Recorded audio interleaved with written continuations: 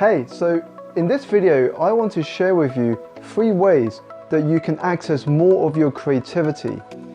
Creativity for me is one of the most important skills, not just in business, but also in life. It allows us to access more of our potential in the mind, but also ways that we can accomplish some of our goals quicker and sometimes in a more fun way. Now, the first way is to expose yourself to more experiences. And what I mean more experiences, not just the usual experiences like going on a holiday to somewhere you've already been before, re-watching a film, doing something in your city, but exposing yourself to newer stimuli.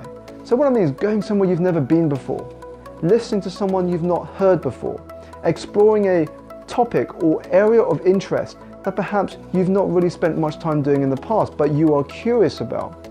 You see, it's when you expose yourself to different stimuli that you are able to observe, understand, and learn new things that the mind can then join together in a so-called method of joining the dots.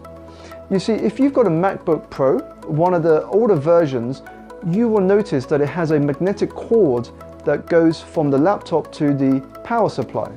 Now, when Steve Jobs first came out with this tool, he actually didn't invent it himself. I read that he went on a trip to Japan, big fan of design and a country that loves design as well, and found that Japanese electrical appliance companies were using magnetic cords in their products to avoid children, adults tripping over the wire and tripping over that device and the whole thing falling on top of them.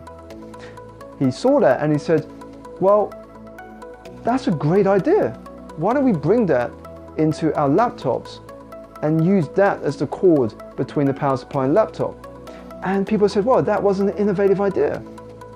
But you see, that idea, that breakthrough of a thought came by exposing himself to a new experience, by traveling, by understanding how other companies, other businesses went about their products and services. The second way that you can access more of your creativity is through the power of questions. You see, asking a particular question can help unlock aspects of your creativity to help come up with a solution to a problem you might be facing. So if there is something you would like to buy, for example, most might say, I can't afford that.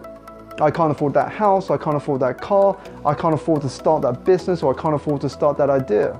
Now, when we come from that mindset of asking that I can't statement, it limits us. It's a limiting thought. And that is what Carol Dweck touches on in her book, is a very fixed mindset to have. However, imagine if we shifted that question to, how could I afford it? How could I afford the time and resources to start this idea? Notice the difference. You see, when you ask yourself this different question, now you begin tapping into your creativity. Now the mind starts to search for the answers that can help it arrive at a solution that can help you move forward. And that is the power of questions. Another example, if there's been a time where something didn't work out quite the way you wanted it to or expected it to, instead of deeming that a failure or instead of considering that a lost cause, how about asking and reflecting on the question of, what is the benefit of what happened? What is the lesson here for me? You see, with these questions, it allows you not just to tap into your creativity, but it also allows you to move forward in a very productive way rather than just dwelling on the present or the past and wondering about why this happened to you. So first, it's experiences. It's exposing yourself to different stimuli. Second, it's the power of questions and really harnessing the power of questions. Now the final one is to become more of an explainer. So what do I mean by become more of an explainer? That means when you hear something inspiring, you learn something new, whether from reading a book, going to a conference, or watching a video such as this one, is to take a moment to not just consume it for entertainment, but reflect on what you've learned. Reflect on what were your key takeaways? What one action can you apply from it? But most importantly, how would you explain what you had learned to someone who's not watched it? Because when you're able to explain it in your own words to someone who hasn't seen it, that's where the learning really starts to come into effect. But also, it helps you to be more creative because it allows you to understand the concepts in your way. Thinking of it like a buffet table, you might be exposed to lots of different inputs of information, but the mind can only take so much information.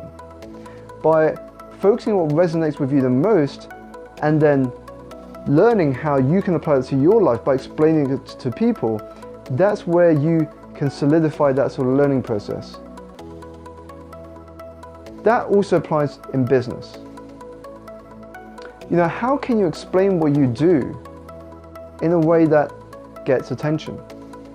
If you and I met at a networking event and you don't know who I am or my background, and you said to me, which is probably one of the first questions most get asked in any networking event, which is, what do you do?